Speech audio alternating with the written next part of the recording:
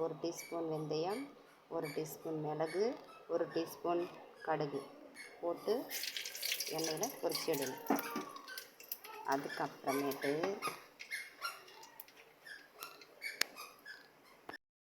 காரத்துக்கு 4 பச்சை மிளகாய், 4 வெங்காயம், பெரிய சைஸ் வெங்காயம்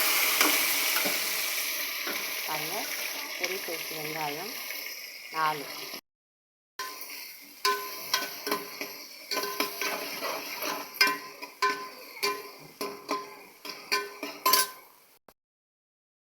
நல்லா தட்டி வச்ச சின்ன சின்ன பூண்டு 4 பூண்டு பெருசாக எடுத்து நல்லா தட்டி போட்டுக்கணும். நல்லா கிண்டணும். பூண்டு ரொம்ப ஹெல்த்தியாகவும் இருக்கும், ஜீரணம் ஆகும். பிள்ளைங்களுக்கு கேஸ்ட்ரோல் ப்ராப்ளம் இருந்தாலும் அது சரி செய்யும். பூண்டு ரொம்ப சாப்பாட்டில் நம்ம எந்த சாப்பாட்டில் எடுத்துக்கிட்டாலும் அது ரொம்ப ரொம்ப நல்லது. ரொம்ப பிள்ளைங்களுக்கு நல்ல ஒரு இது கொடுக்கும். அது கருவேப்பிலை பாருங்கள் நல்லா இருக்கும். கருவேப்பிலை பூண்டு ரொம்ப வாசனையாகவும் இருக்கும். அது ஒரு தனி சுவாசனை நல்லாயிருக்கும் ஸ்மெல்லு. பாருங்கள் வெங்காயம் நல்லா வதங்கி வருது. நல்லா பொன்னிறமாக ஆகும். நல்லா பொன்னிறமாக ஆன பிறகு அதுக்கப்புறம் தக்காளி எடுத்து போடணும். ஆனால் நீங்கள் நினைக்கலாம் இதெல்லாம் பெருசாக நீங்கள் என்ன செய்ய போகிறீங்க அப்படின்ட்டு கூட யோசிக்கலாம் பார்க்குறவங்க. ஆனால் சின்னதாக வீட்டில் இருந்ததை வச்சு நம்மளுக்கு தக்காளி, வெங்காயம், உருளைக்கிழங்கு எல்லாம் இருக்குது. சாப்பாடும் செய்யணும், சோறும் வடிக்கணும், குழம்பு வைக்கணும். இப்போ இது ரெண்டும் ஒன்றா செஞ்சுட்டா பிள்ளைங்களும் சாப்பிடுவாங்க, நல்லாயிருக்கும் சாப்பிட்றதுக்கும். இது ஒரு டைம் செஞ்சு பாருங்கள். அது தெரியாமல் செய்கிறேன், நீங்கள் தான் பார்த்துக்கணும். வெங்காயம் நல்லா கொஞ்சம் வதங்கி வருது. நல்லா வதங்கினா இன்னும் நல்லாயிருக்கும், சாப்பாடு டேஸ்ட் தரும். வெங்காயம் எந்த அளவுக்கு வதங்குதோ அந்த அளவுக்கு இந்த சாப்பாடு ரொம்ப டேஸ்ட்டாக இருக்கும்.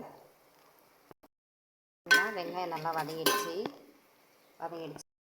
நல்லா பெரிய சைஸு தக்காளி, நல்லா 3 தக்காளி. நம்ம எவ்வளோ அரிசி போடுறோமோ அதுக்கு தகுந்தால தக்காளி போட்டுக்கணும்.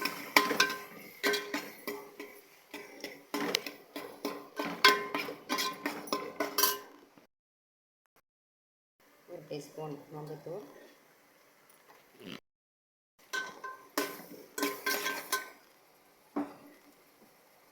நமக்கு தேவைக்கு தகுந்தால உப்பு போட்டு நல்லா கிண்டி விடணும். பாருங்கள் மஞ்சள்தூள் நல்லா போட்டோடனே அது ஒரு கலர் வருது பாருங்கள், நல்லா செய்யறது மாதிரி.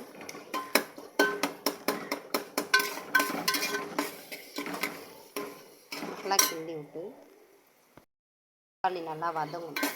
தக்காளி நல்லா வதங்கினோடனே பாருங்கள் உருளைக்கிழங்கு அரிஞ்சு வச்சுருக்கோம்.